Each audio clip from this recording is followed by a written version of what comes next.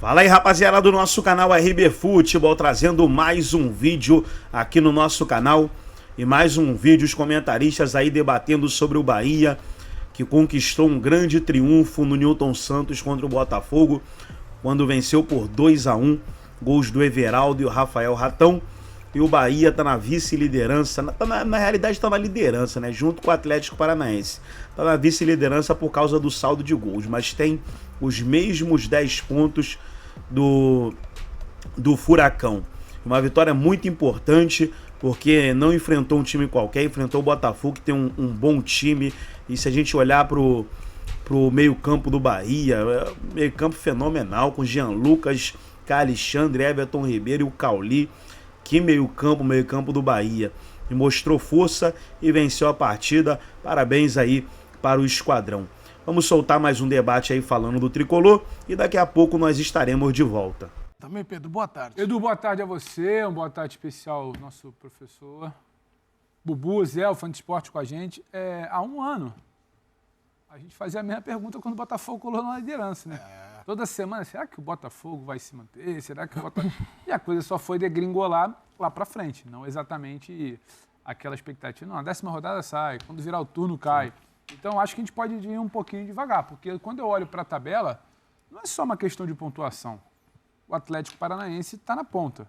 Se você acompanhar o que vem sendo a temporada do Atlético Paranaense em Campeonato Brasileiro, em Sul-Americana, que a gente já falou até, para mim, o Atlético é um time de Libertadores, não um time de Sul-Americana. Se a gente olha para o Bahia e pensa que o Bahia venceu ontem, para mim, um dos jogos mais interessantes da rodada, que foi contra o Botafogo, que joga um bom futebol também, não é porque perdeu ontem que a coisa está ruim. Aí você olha em terceiro, o Botafogo. A tabela está refletindo o que está sendo o jogo em campo. Tanto que muito do que se fala ali da turma de 8 pontos ali, Flamengo, né, e tal, é o que não joga. Então, se a turma que a gente espera não está jogando, está oscilando, acho que tem que falar do Galo também, que mesmo longe do brilho foi arrancar um empate ali no sábado. Então, se a turma que você começa o campeonato pensando que pode despontar, ela não entrega, ela oscila, alguém tem que ocupar esse lugar. Você tem que olhar para quem está jogando bola. É igual olhar para a tabela do ano passado e entender por que o Red Bull estava ali subindo. Olha para quem está jogando. Então, é justo com o que acontece até agora. Vai dar para manter? Não sei como é que vai ser o pessoal que vai ser convocado ali de Copa América, queda, oscilação, como vai reagir um Palmeiras, um Flamengo também, até um próprio Inter. Não sei até que ponto a convocação vai atingir Bahia, que Atlético, para mim, não vai atingir tanto. Então, tem condição, tem trabalho e tem futebol para estar ali em primeiro. Não é que parou ali em cima da árvore e ninguém sabe como é que colocou e uma hora vai cair. Não entro nessa. É muito bacana, especialmente para mim, a vitória do Bahia sobre o Botafogo ontem, num jogo para lá de interessante. Então, Edu, tá bem pago ali, como a gente fala, essa liderança por enquanto, por hora. E a gente vê, são dois trabalhos que são interessantes, né? Mas antes da gente passar para o Palmeiras e Flamengo, eu queria... porque o Marcel tá toda hora. Fala do Palmeiras. Tem que falar que o Palmeiras está ali, o Flamengo está mal, tem a mesma pontuação. É daqui a pouco, Marcel. O Marcel está... Agora ele vem... Mas ele está toda hora. De falar de Bahia. Só que é Palmeiras. Esse programa aqui eu recebi uma mensagem... É igual a antiga direção. Só fala Palmeiras. São Paulo. São Paulo. São Paulo. Tá igualzinho nos 90. Só mudou. Só mudou a camisa. Muda só o time.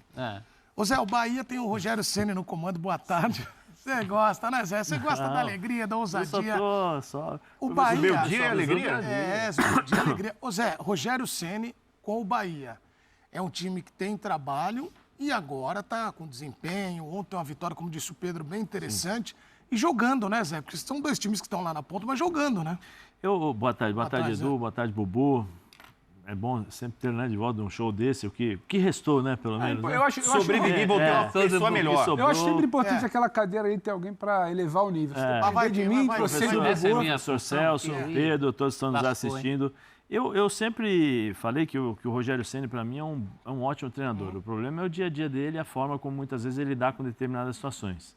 Né, que acho que aí acaba prejudicando a gestão de grupo, a gestão de vestiário. No mais, eu sempre falei e acho que ele é um bom treinador. Nas entrevistas, quando ele fica só no que aconteceu no jogo, ele fala exatamente durante toda a entrevista o que aconteceu durante os 90 minutos. Ele é impressionante. Esse time do Bahia, ele foi montado, né? Foi escolhido ali, porque você tem bons jogadores, você tem o Raul no meio campo, você tem o Everton Ribeiro, né? Você tem o Lucas, que veio do Santos, que para mim é um grande jogador também, um menino que vai e volta o tempo todo. Você tem algumas peças de reposição ali que no meio-campo que podem ajudar. A defesa, eu acho que a defesa não tem o mesmo nível que tem o meio-campo e o ataque, eu acho que é um pouquinho abaixo tecnicamente, mas o Rogério consegue montar um bom time. Verdade. Eu vou um pouco na mesma opinião que o Pedro. Eu acho que é muito cedo, por conta de todos os campeonatos que nós temos ainda pela frente, pelas questões Copa América, Olimpíada, um monte de clubes aí podem ser prejudicados pelas convocações dos seus atletas, então tem muita coisa que pode acontecer, mas eu acho que esse Bahia é um Bahia para ficar ali, não é meio de tabela não. Eu acho que ali C, 7, do G6 adiante, porque se ele mantiver essa qualidade de jogo, eu acho que ele pode brigar ali. Até porque já vem fazendo ali coisas interessantes e o Atlético também é uma menção honrosa que é o Atlético. Vamos falar de Palmeiras. Tem 5 pontos, a LDU com 4, o Universitário também com 4 e o Botafogo com 3 pontos. O Arthur falou muito bem, né? Além do seu jogo, também vê como acontece a outra partida da chave, mas vencer é fundamental para esse Botafogo, para pular ali para as primeiras posições, seguir nessa luta de classificação, mas um adversário complicado. A LDU, embora seja em casa, expectativa de um jogo duro para o Botafogo. Porque não é só jogando em Quito que ela chegou na final da Sul-Americana, por exemplo. Então, assim, ainda que tenha passado por saída do Zubeldia, teve até toda uma questão fora de campo que, inclusive, ocasionou a saída do Zubeldia, continua sendo um time muito forte.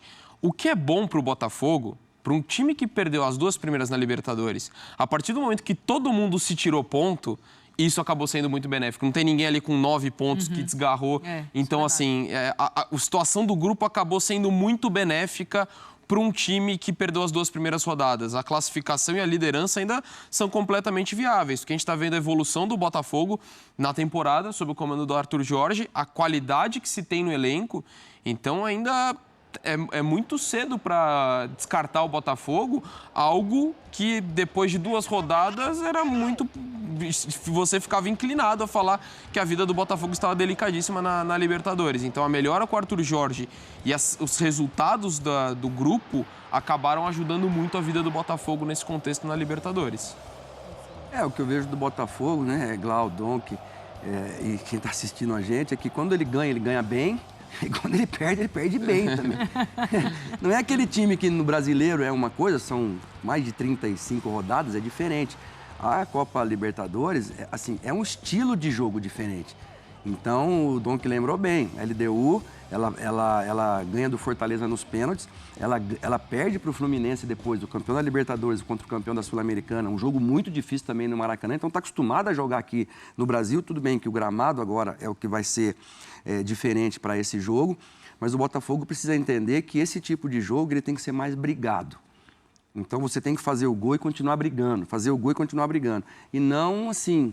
Sabe, tomou um gol, depois toma outro gol em seguida, sai de qualquer jeito para tentar empatar o jogo e aí toma outro gol. Então, acho que essa leitura eu acho que está faltando para esse Botafogo, que ele encanta em determinados momentos, mas quando você precisa do resultado, é um jogo mais difícil. E esse vai ser um jogo. A LDU está acostumada com esse tipo de jogo, né? Já jogou com o Fluminense lá atrás, agora joga de novo contra o Fluminense, campeã contra o Fortaleza, então um time muito difícil. Vamos ouvir o Rogério Ceni depois dessa vitória também do Bahia para cima do Botafogo no Brasileirão. Fala, Rogério. Primeira vez fora de casa, a gente consegue render, um primeiro tempo ao menos, né? Não no jogo todo, mas no primeiro tempo a gente consegue render tão bem fora de casa, os primeiros 45 minutos, como a gente rende normalmente na Fonte Nova. Nós precisamos melhorar, jogar o 0-0 do mesmo jeito que se joga 1-0. Eu acho que é muito mais mental, psicológico do que outra coisa, porque mudou radicalmente o estilo da gente jogar. Começamos a rifar muita bola, tudo ao contrário do que nós fizemos praticamente no primeiro tempo todo.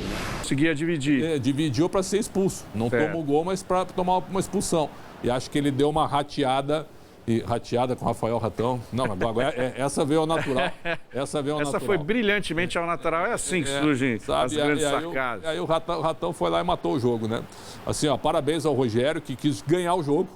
E o Arthur Jorge, pensem bem, se eu e o Maurício Barros, eu sou o treinador e o Maurício é o meu auxiliar.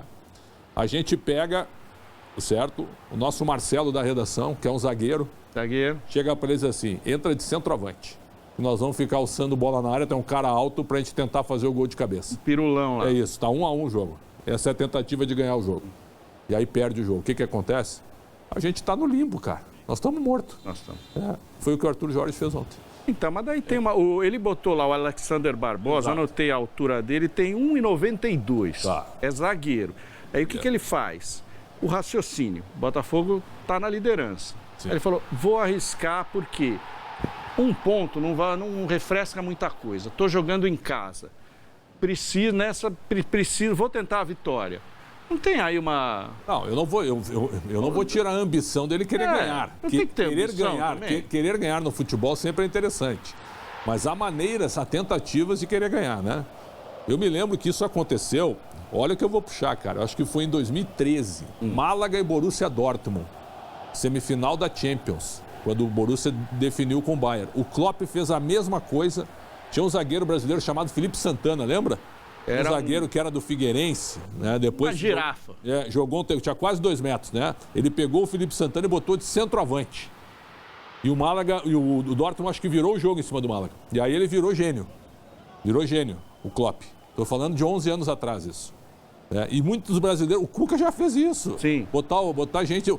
Treinadores do Corinthians, botar o Gil de centroavante na reta final, é verdade ou não é? Sim. Lá no Abafa, bota o Gil lá de centroavante para ver o que dá, quer dizer. Então, assim, não é uma novidade. Não. O que o Arthur Jorge fez foi uma tentativa. Agora, ele desprezar um ponto também, um ponto num campeonato tão difícil como esse, e aí você segura o Bahia também, não é um absurdo, cara. Então, ele correu risco. E pagou para ver, não deu certo. Então, eu não vou condenar quem vai e se arrisca a vitória. Não deu certo. Poderia ter dado? Poderia, como o Pretzel falou em outras ocasiões. Não deu e daí o Bahia se aproveitou, foi muito eficiente na possibilidade que teve. O contra-ataque, o Depena coloca um belo passe. Rafael Ratão dispara, dribla o John e o Bahia consegue a vitória fora de casa. Muito valiosa. O time do Rogério Ceni, na verdade, são 2 bons times em ascensão. Exatamente. Um bom jogo, como o Pretzel falou. E o time do Rogério cada vez mais vai ficando sólido e já... disparando. E assim, o Bahia, com esse futebol, é um candidato ali a uma vaga na Libertadores. Eu acho que sim. Se mantiver essa linha, e provavelmente no meio do ano, a gente tem que lembrar que no meio do ano vai abrir a janela europeia e abre a possibilidade de novas contratações. E aí, o Bahia, pelo que foi divulgado no seu balanço, já quitou 86% do seu passivo. 86%, com o apoio do Grupo City. Isso é uma notícia histórica do Bahia. Quando o Bahia zerar as dívidas, o Bahia é uma potência do Nordeste. O Bahia é um clube nacional. O Bahia, para mim, é um dos 14 grandes do Brasil. Então, assim, olho no Bahia. Nessa ideia de crescer com estrutura, com torcida, tem a torcida gigantesca. Então, as coisas começam... boas notícias do Bahia com um bom time de futebol. Vamos ver o que disseram os treinadores das 2 equipes, Arthur Jorge e Rogério Ceni. Eu treinei essa semana 2 formações distintas e através do treino até você também, né? Eu não queria passar um recado, por exemplo, poderia trabalhar com 3 zagueiros hoje, poderia ter trabalhado com o Rezende mais atrás, mas a gente quer tentar sempre passar um recado, especialmente para interno, né, para os jogadores, que não é porque a gente está jogando fora de casa que a gente muda a maneira de jogar. E em contrapartida também nós começamos a sofrer bastante no segundo tempo e aí nós tentamos alterar para ter um pouco mais de força e pede um pouco mais a técnica no meio campo. Mas eu fico feliz porque a rodagem do elenco em janeiro, fevereiro e março é o que possibilita, e o espaçamento, logicamente, por não ter um jogo de competição ou Sul-Americana ou Libertadores, né, no meio de semana, nessas 2 semanas cheias, possibilitar a gente a ter hoje, né? Talvez também o sofrimento de jogar sábado e terça bem compacto, mas ter 5 dias para hoje, possibilitou a chance de repetir essa equipe. E eu fico feliz porque pela primeira vez fora de casa a gente consegue render, no primeiro tempo ao menos, né? Não no jogo todo, mas no primeiro tempo a gente consegue render tão bem fora de casa, nos primeiros 45 minutos, como a gente rende normalmente na Fonte Nova. Então tá aí, pessoal, foi o vídeo onde os comentaristas debateram aí mais uma vitória do Bahia, venceu o Botafogo no Newton Santos e agora tem uma semana tranquila aí até a próxima partida pelo Brasileiro. Gostou do vídeo? Deixa o seu like, se inscreva no canal, ativa o sininho das notificações. Forte abraço a todos e até o nosso próximo vídeo aqui no nosso canal RB Futebol.